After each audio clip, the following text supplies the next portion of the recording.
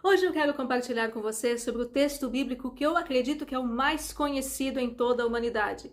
Muitos de nós sabemos esse texto bíblico de cor. Com certeza você já deve ter visto adesivos na geladeira, no carro, em janelas, em casas, aquele enfeitezinho na estante da sala. Sim, eu quero compartilhar hoje Salmo número 23.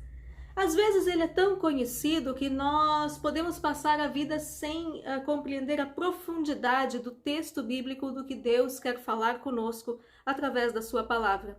O Salmo 23 é atribuído a Davi. E Davi, nós sabemos que o seu ofício na juventude, antes de ser rei de Israel, era pastor de ovelhas. Ovelhas que nem eram dele. Como disse o irmão dele um dia, você tinha que estar lá cuidando das poucas ovelhas do nosso pai.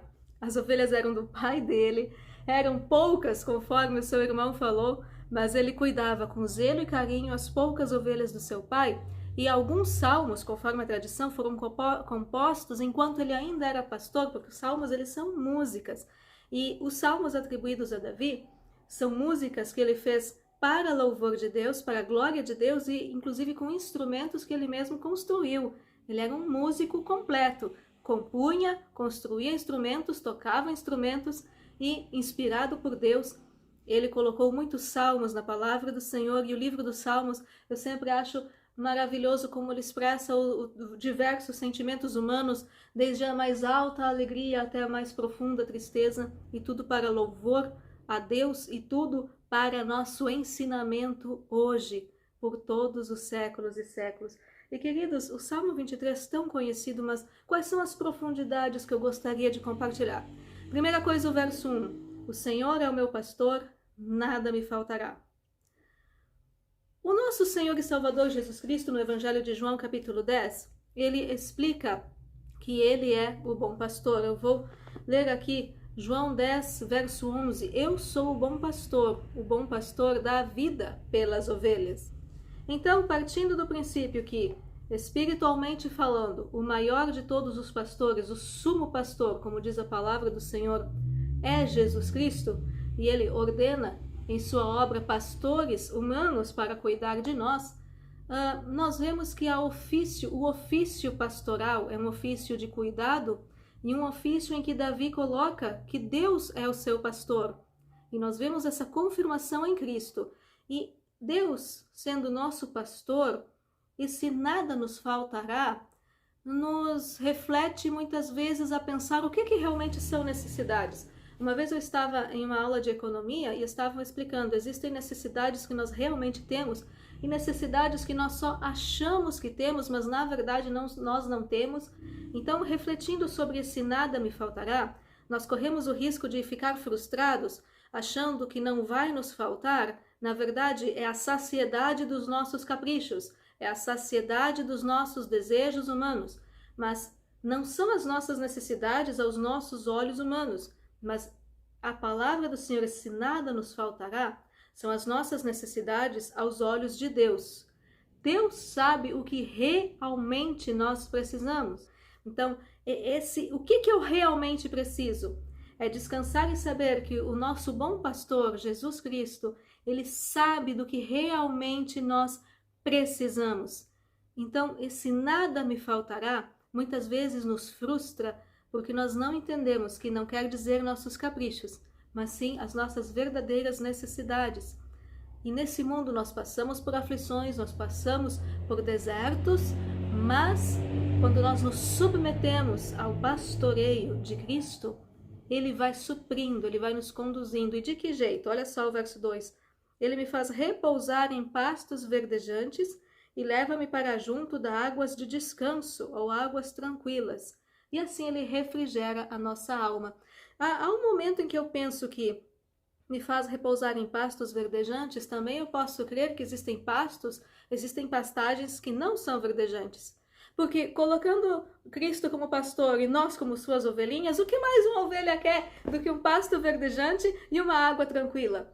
Mas nós precisamos tomar cuidado, porque se há os pastos verdejantes, há os pastos falsos que não são verdejantes, e há águas que não são tranquilas. Os pastos verdejantes, aquilo que realmente nos alimenta nós como ovelhas, está aqui. Estes são os verdadeiros pastos verdejantes. A palavra do Senhor é um alimento sempre verdejante, sempre nova, se renova, ela é viva, ela tem nutrientes completos espirituais. Então, espiritualmente falando, se nós somos ovelhas, as águas tranquilas, os pastos verdejantes é a palavra do Senhor. Não são águas turvas. O Senhor Jesus falou em João capítulo 7 que quem cresce nele, no seu interior, fluirão rios de água viva. Então, não são as águas turvas dos enganos deste mundo. Não são os pastos secos dos enganos desta terra. Mas pastos verdejantes e águas tranquilas é a palavra de Deus e a presença do Senhor. E aí que Ele nos refrigera a alma. O que é refrigerar? Me faz lembrar a palavra refrigerador? Refrigerante? Bom, refrigerar é trazer um alívio e tirar aquela sensação desértica do calor. É como se fosse chegar em um oásis, descansar na sombra desse oásis e beber da água desse oásis. Então, esse refrigerar é que, apesar que as nossas almas passam por esses desertos do mundo, esses grandes problemas, o Senhor nos traz a um refrigério, ou seja, um descanso de alma, porque Ele é o nosso bom pastor. E continua o versículo 3, Ele guia-me pelas veredas da justiça por amor do seu nome. Se nós não andarmos na vereda, no caminho da justiça, não encontraremos essas pastagens verdejantes, não encontraremos essas águas tranquilas, porque o caminho é estreito e o caminho é Cristo. Jesus falou, eu sou o caminho, a verdade e a vida. Então precisamos que em sua palavra o Senhor nos guie para esses caminhos de justiça, para encontrarmos essas boas pastagens. O verso 4 é um capítulo à parte, diz assim, ainda que eu ande pelo vale da sombra da morte, não temerei mal algum, porque tu estás comigo. Isso me remete à presença do Senhor. Ele está presente no vale. A tua vara e o teu cajado me consolam. O pastor usa vara e cajado. São instrumentos para espantar os lobos, e instrumentos para puxar aquela ovelhinha que se desvia da rota. Então, a presença do Senhor, a sua disciplina, o seu ensinamento, a vara, o cajado do Senhor, que é o seu ensinamento para as nossas vidas, nos consolam. É a certeza da sua presença. Depois, termina falando que Ele prepara uma mesa na presença dos nossos adversários, dos nossos inimigos, como dizem algumas traduções, e nós precisamos ter bem claro que em Efésios capítulo 6, quando fala da armadura espiritual, os nossos inimigos não são a vizinha, o primo, a parente, não. Nossos inimigos são as hostes espirituais. Eles são nossos inimigos, são as forças das trevas no mundo espiritual. E o Senhor nos prepara uma mesa na presença deles, ou seja, o Senhor, Ele abençoa as nossas vidas, queiram eles sim, queiram eles não. Não tem nada que impeça quando o Senhor quer abençoar aqueles que Ele ama.